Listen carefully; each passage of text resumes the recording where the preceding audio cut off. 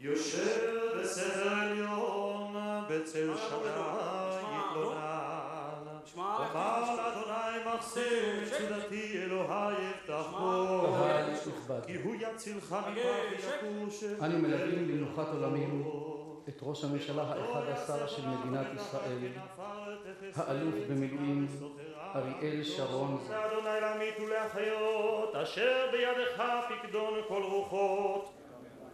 יהא שמי רבה מבורך לעולם ולמי עולמיה, יתברך וישתבח ויתפאר ויתרומם, ויתנשא ויתהדר.